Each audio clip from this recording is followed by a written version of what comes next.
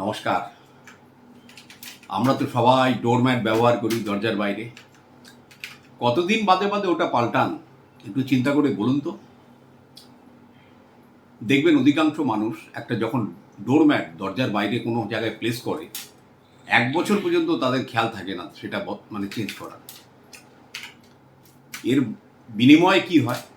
কারণ সেইটা হচ্ছে আপনার গৃহের এই যে নেগেটিভ এনার্জির প্রথম অ্যারেস্টের জায়গা, যেখানে আপনি আপনার পা পুছিয়ে পরিষ্কার করে তারপরে ভেতরে ঢুকেন। সেই ডোরম্যাটটা যখন দীর্ঘকাল ওই রকমভাবে ওই ধুলো ময়লা এগুলোকে অ্যাবজর্ব করতে থাকে, তার থেকে কিন্তু ভয়ানক নেগেটিভ এনার্জি আপনার বাসস্থানে প্রবাহিত হয়। যে গৃহে মা লক্ষ্মীর বসবাস হওয়ার কথা, সেখানে মা লক্ষ্মী কিন্তু দরজার সামনে থেকেই ব্যাক করে চলে যায়। এর জন্য ডোরম্যাটের একটা গোল্ডেন রুল আমি বলে দিচ্ছি, যে প্রতি 6 মাসে আগে দেখবেন এই ডোরম্যাটটাকে চেঞ্জ করার মতো পজিশন যদি হয়, কোনোভাবে রং চটে গেছে, কোনোভাবে ফেড হয়ে গেছে, যাই ভাবুন, প্রতি 6 মাস বাদে বাদে ওটাকে রিপ্লেস করুন। আরেকটা জিনিস খেয়াল রাখবেন, যে কোনো ডোরম্যাট আপনার ইচ্ছে মতো কালার কোনো কিন্তু ইউজ করবেন না। যদি আপনার উত্তরমুখী দরজা হয়, তাহলে চেষ্টা করবেন ব্লু কালারের শেডের মধ্যে কোনো ডোরম্যাট ইউজ করতে, এবং তার উপরে যেন ওয়েলকাম লেখা না থাকে। প্রশ্ন করতেই পারেন কেন?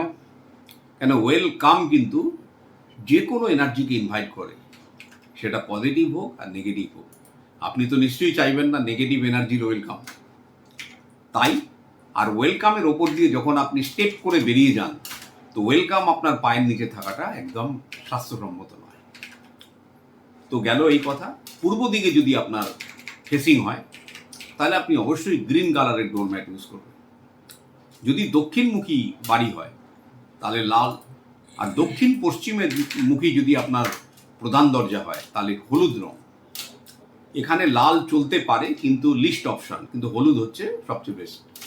আর যেখানে ওয়েস্ট পশ্চিমমুখী দরজা, সেই জায়গাতে চেষ্টা করবেন অ্যাশ কালারের ডোরম্যাট ব্যবহার করতে।